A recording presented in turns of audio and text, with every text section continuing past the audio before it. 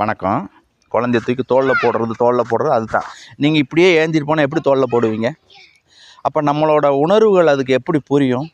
நம்ம உடம்புல ஓடுற பிளட்டு சர்க்குலேஷன், அதாவது அதோட பாடியோட ஹீட்டு, அதாவது தாயோட இதெல்லாம் அந்த குழந்தைகளுக்கு நீங்கள் மேலே போட்டு வளர்க்கும்போது தான் அந்த இனம் புரியாத ஒரு ஈர்ப்பு உண்டாகும். மேக்னெட் பவர், அந்த காந்த அலைகள் மூலமாக நம்ம மேலே ஒரு ஈர்ப்பு உண்டாகும். எல்லாம் இப்படி ஏந்திக்கிட்டே அலைஞ்சிங்களா, இதுக்கு சம்மந்தமே இல்லை. ஏதோ மூணாவது மனுஷன் வளர்க்குற மாதிரியே வளர்த்துட்றீங்க. அதனால தான் அதுக்கு என்னென்னா உங்கள்கிட்ட ஈடுபாடு இல்லாமல் நீங்கள் வயசாகும்போது உங்களை கொண்டு முதியோர் இல்லத்தில் தள்ளிட்டு போயிருங்க. அதுக்கு என்னாகும், காசுக்கு முக்கியத்துவம் கொடுத்து வளர ஆரம்பிச்சிருங்க. நீங்கள் வளர்க்குற விதத்தில் தான் இருக்குது. அப்போ புரியுதுங்களா?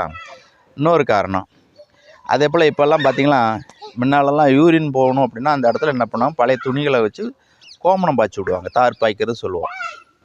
கோமணம் பாய்ச்சி விடுவாங்க. இப்போல்லாம்